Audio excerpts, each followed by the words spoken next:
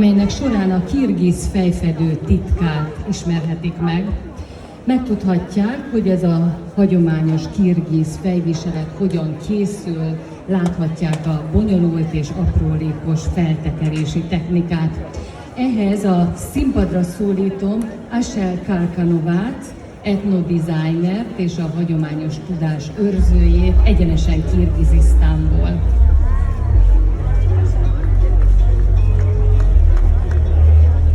Ő fogja bemutatni a tekerést, én pedig információkkal segítem önöket, hogy mit is látunk és mi is történik.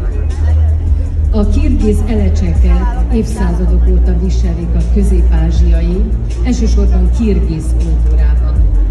Ez egyfajta turbánszerű fejfedő, amelyet hosszú fehér vászonból ügyes technikával tekernek fel a nő fejére.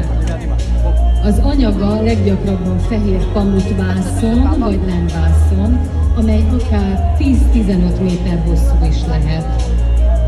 Rétegesen, spirálszerűen feltekerve borítja a fejet, gyakran a nyakat is részben eltakarja. Formálisabb vagy ünnepi elecsekeket is hordanak, gyakran ezeket hímzéssel, színes szegéllyel vagy ékszerekkel díszítik. A fejviselet egyébként nem csak a nőiességet, hanem a társadalmi státuszt, az életkort és a családi állapotot is jelezhette.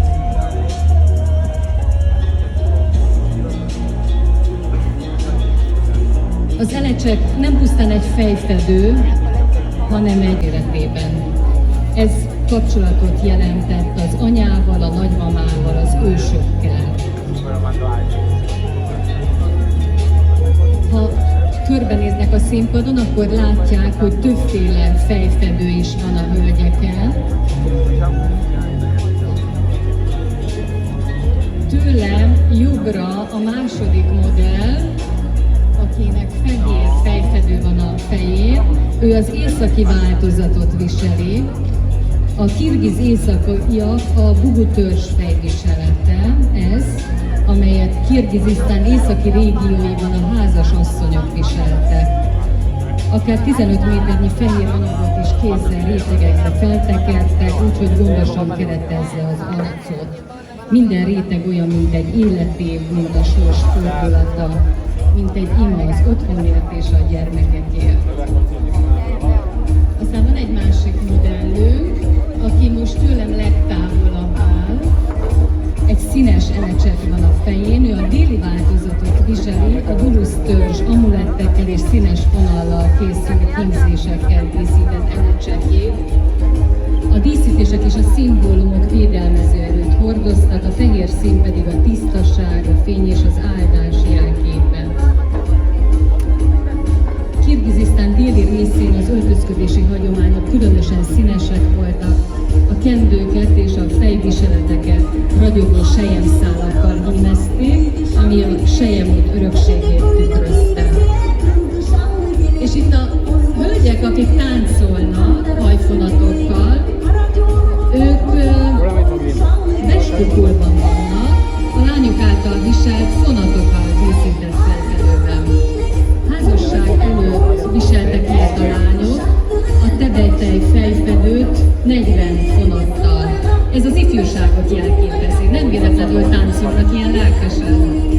A fonatok és az ékszerek különösen az ezüstből készültek, a szemmelverés elleni védelemnek számítottak, magában hordozta a kezdet energiáját és a jövő várakozását. És ha már van egy férfi is a színpadon, akkor hadd mondjam el, hogy ő mit visel. Egy olyan öltözetet, amilyet a magasrangú tiszteletnek a hímzett csapán, valamint ezüstből készült ő, amelyet a legjobb kovácsok készítettek és különleges személyeknek ajándékoztak. A kalpak a kirgizek nemzeti fejfedője, amelynek több típusa létezik.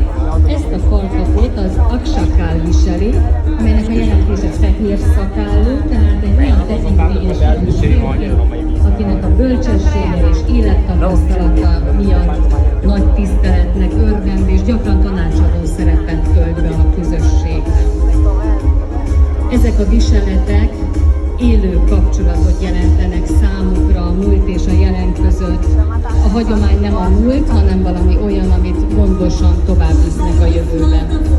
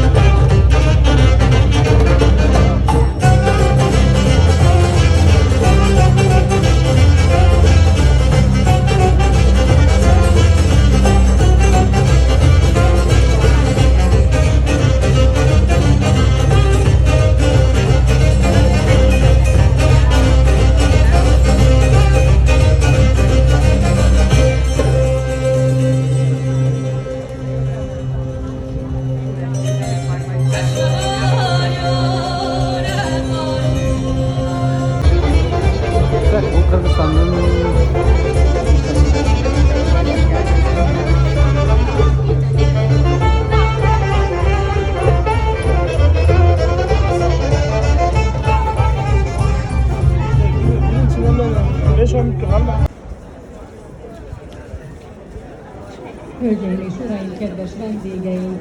A 39. mesterséges ünnepén itt a Szent Háromság.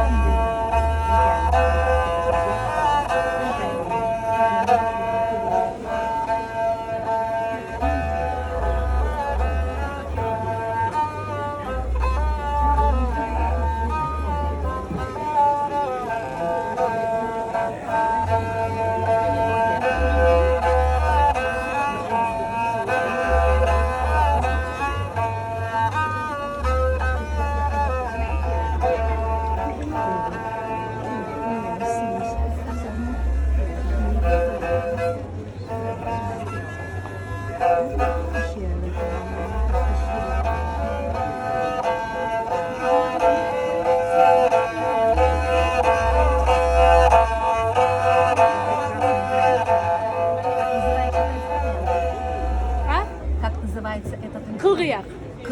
Kıl kıyak. Kıyak.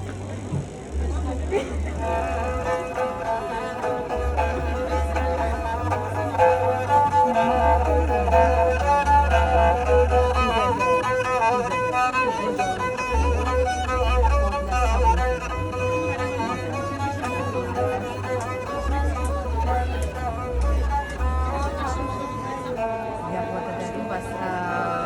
Я уже все деньги потратила. Можно сделать исключение у большой скидки? У меня 7 тысяч. 7 тысяч один из салона. Просите главного. Кто главный у вас? Az este a zsebkendőm is állam van a zsebében. Visszahozza sejemet, visszahozza, ha akarja az este. A zsebkendőm is állam van a zsebében. Visszahozza sejemet, visszahozza, ha akarja az este.